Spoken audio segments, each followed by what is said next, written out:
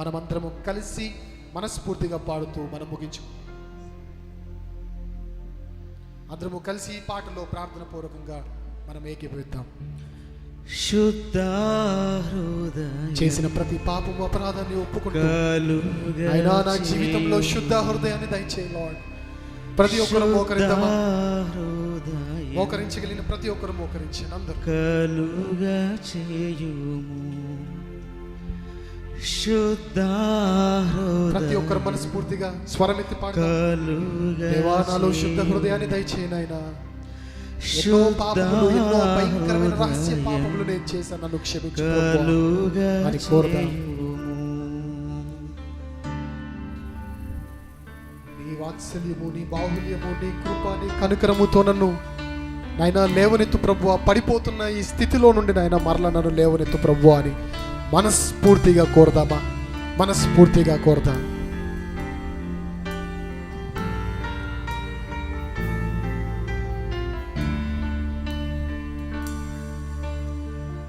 నీ వాత్సల్యం, అవును ప్రభువా, నీ బాహుల్యం, నీ వాత్సల్యము, నీ కృప కుమ్మరించు నాయనా ఈ పాపి మీద. ఇక మీదట మలినమైన వస్త్రాలు నాలో లేకుండా ప్రశస్తమైన వస్త్రాలతో నన్ను తీర్చిదిద్దు ప్రభువా. దుఃఖ దినాలు నాయన సమాప్తము చేసి నీలోని ఆనంద దినాలు నాయన తండ్రి ప్రారంభింప చేయమని ప్రాధేయపడుతున్నాను. కోరుదామా? పాపము చేశాను ప్రభు అని ఒప్పుకుందాం. మనమందరము పాపులమే అండి. దయచేసి సిగ్గుపడకండి. ఈ విషయంలో ఏ భేదము లేదు. అందరము పాపము చేశాం కాబట్టి పాపము చేశాను ప్రభు నన్ను క్షమించయ్యా అని అడుగుదా. దోషినయున్నాను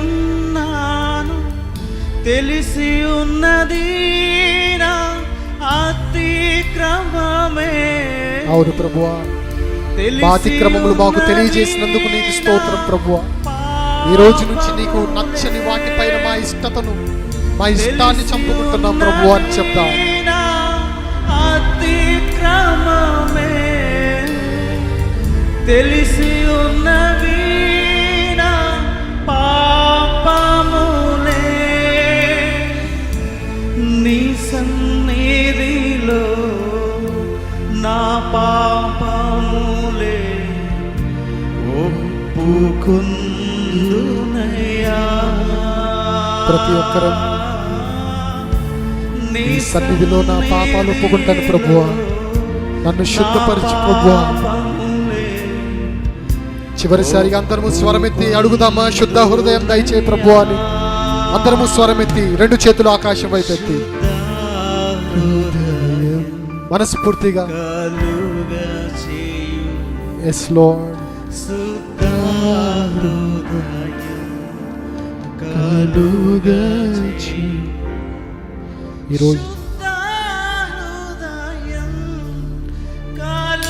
ఈరోజు మనస్ఫూర్తిగా ఈ సమయంలో నీ పాపాలు ఒప్పుకొచ్చినట్లయితే దేవుడు నీకు ఒక నూతనమైన జీవితాన్ని ఇస్తున్నాడు. కాబట్టి మరలా ఇది మలినమైపోకుండా కాపాడుకుందాం. ప్రార్థన.